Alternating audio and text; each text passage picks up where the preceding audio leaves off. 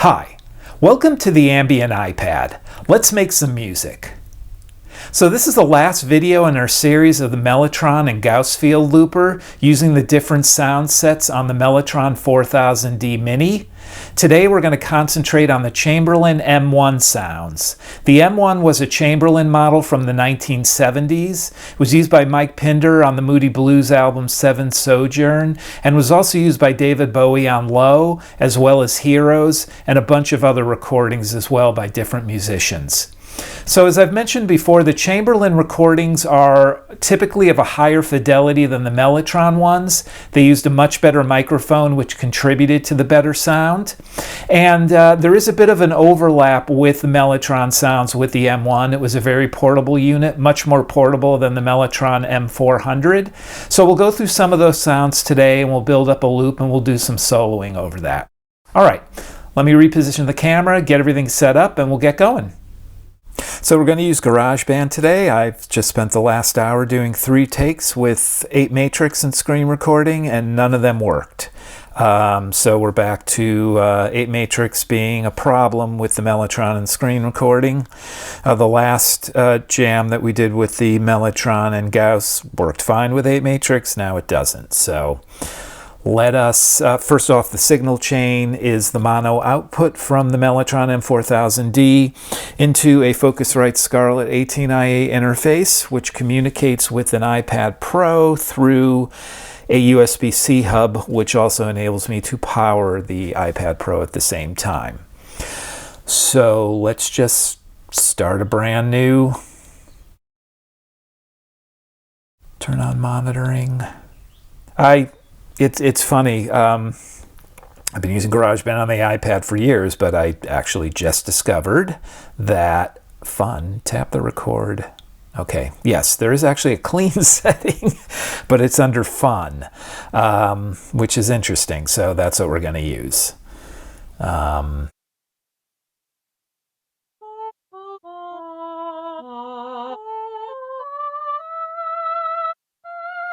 So that is registering. Have to raise that a little for sure. Okay, first off, let's just change the icon to a Mellotron while we're here, and we definitely want to add some effects. And you know what? I'm going to use some of the internal effects because they're fine. You know what? Maybe we'll use just mostly internal effects. We'll do something different. I just want a chorus.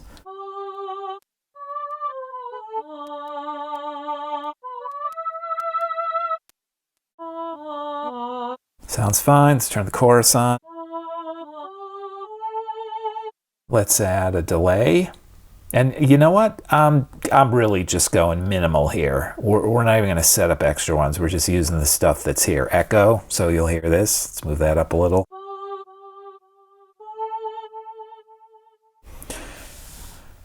One thing we want to do is get the tempo to the right. I want to go to 100. Let's just do that now. This will help with Gauss because I need Gauss to be a certain length, 9.6 seconds based on 4 bars of 100 BPM. So let's go down to 4 bars. Whoops. Up. There we go. All right. We'll get some reverb on this, a little bit of compression, and that should be it for the effects. Let's hear what we've got here. Let me go to the oboe.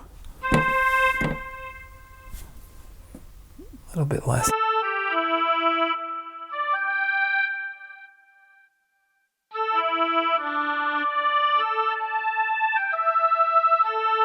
All right, let's get Gauss going.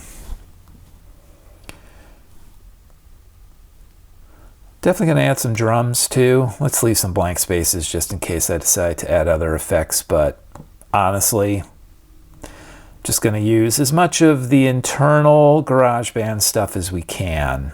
All right, this, we know we need monitor, we need overdub.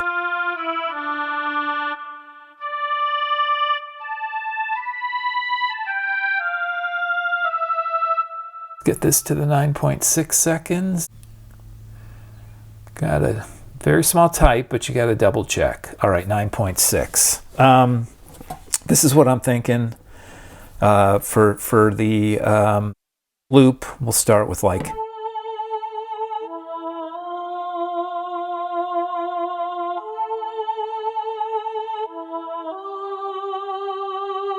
All right, we're gonna have to do that a few times probably because to get the timing right. Let's.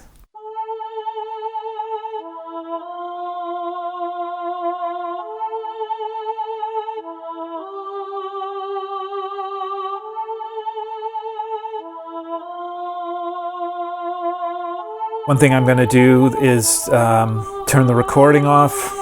I've pointed this out before. There's a little blip there. So for like master recording, that's not going to work. But this will enable, because I got this loop part down, we can overdub over it. And worst comes to worst, we can just undo each take, but we'll always have this one. Let me see, do something with the cello here. Let's just practice this before we record.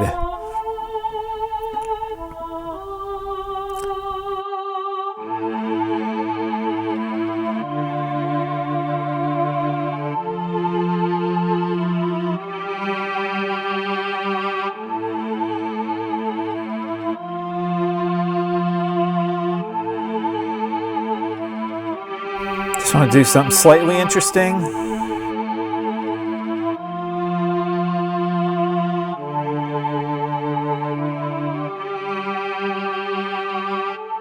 All right, that's okay, but the let's turn chorus off for that. Let's try this again.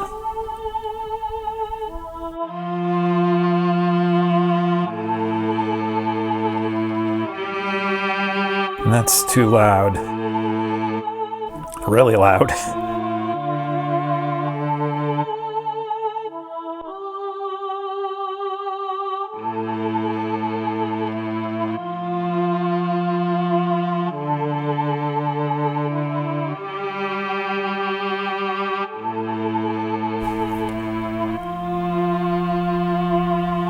So I think though what we'll do is we'll create a little bed under here.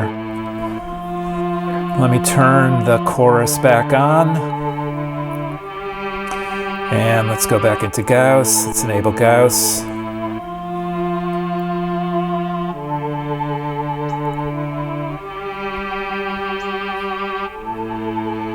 Oh, missed that time around. Let's try one more time.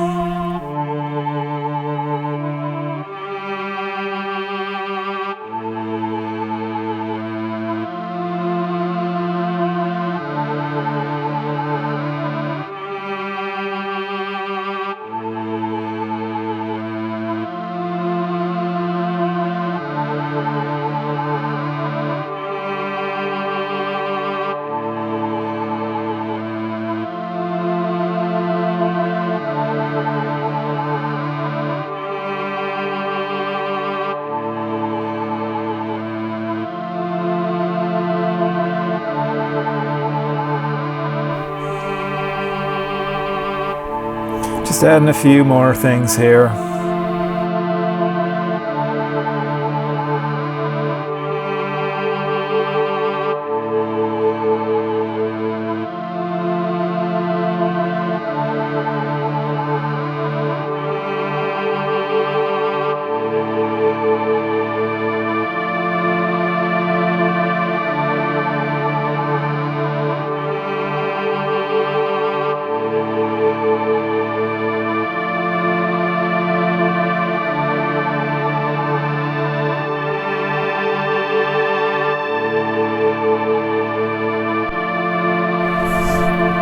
Pop gets me every time. Let's just hear how the oboe sounds here.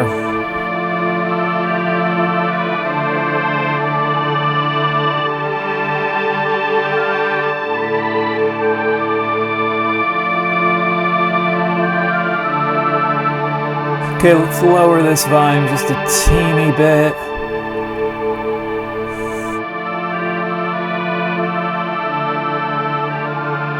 A little more because that lead is not coming through at all. Let's go down to 45%.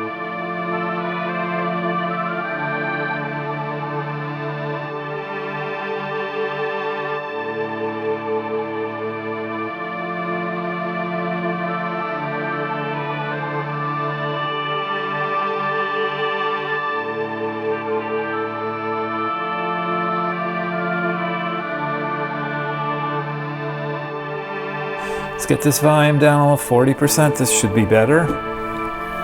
To jack some of this up in post.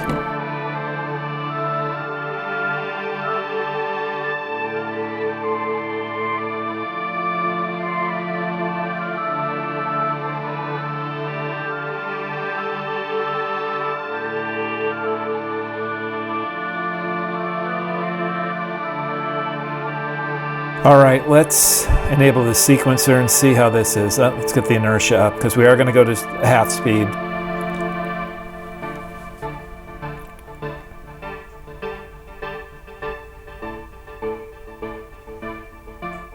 That's pretty cool with the, because there is a bit of a melody in here. It's chopping that up too.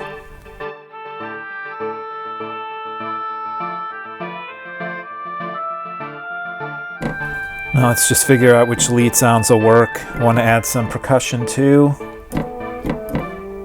French horn, trumpet.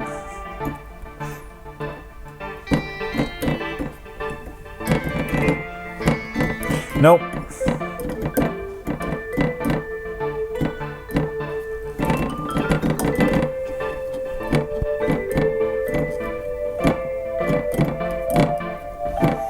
And that's probably going to be good at the end.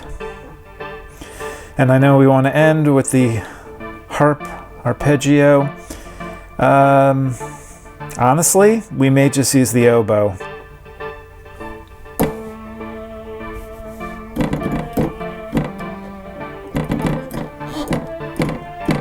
I was actually going to do this in D minor, but we ended up in A minor.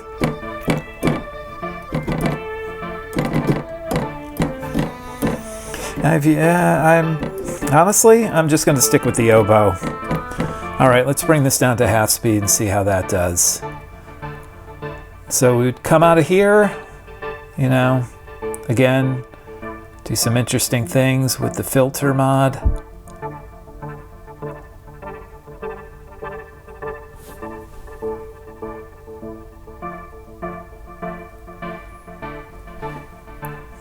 Let's just come out of here.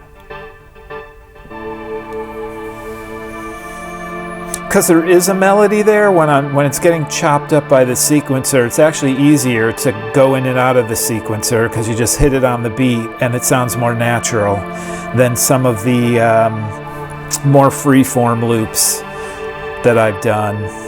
And then we'll just take this down. So the inertia should make this smoother, but let's see. Wow. Is it still going? Seemed like it stopped. Interesting. Huh. Oh, because I didn't go to 50%, I went like all the way down to 0. Okay, sorry for the seasickness here. Okay, let this kind of catch up to itself. Let's go down to the vibraphone, was one of the things we were talking about.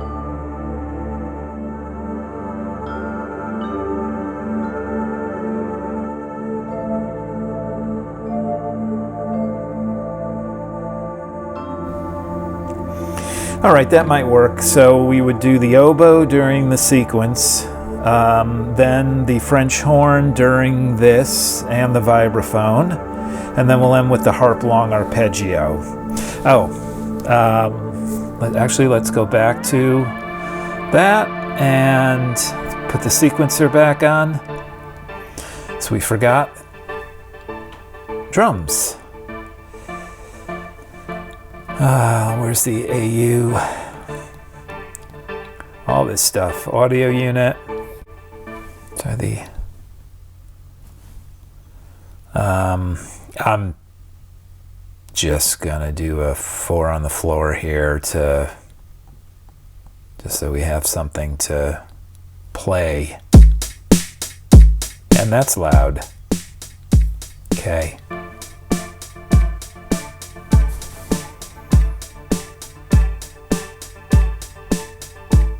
So how are we gonna...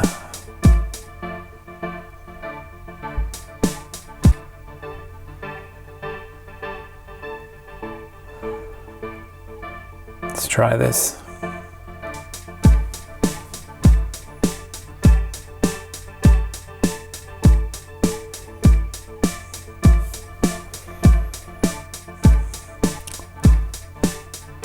Oh, now, now it's fine, because I'm on play, that's why. Let's go back in here.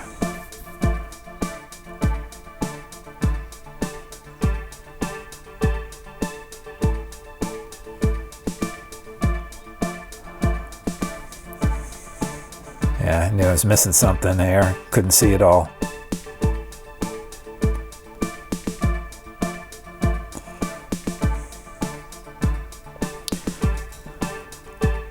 Do kind of rolling again. I've done this before, but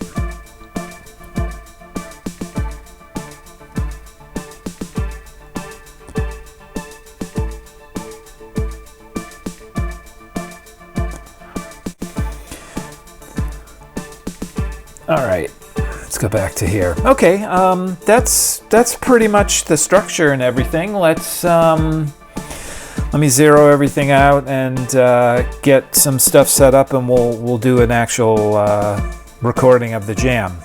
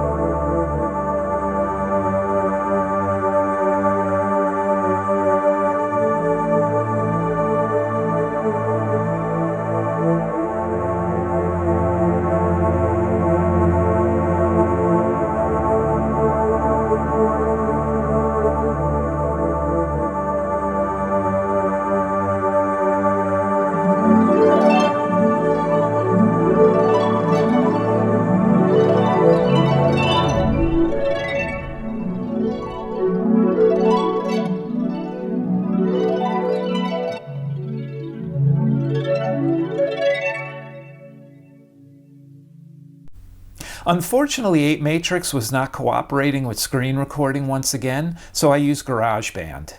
I use GarageBand's internal effects, and Gauss worked just fine to come up with this jam with the Chamberlin M1 sounds. So that takes us to the end of the different sound sets on the Mellotron using Gauss Field Looper. So now I'll start incorporating the Mellotron into other synths on the iPad and some other music making. Thanks for watching, thanks for listening, and good luck with your own music.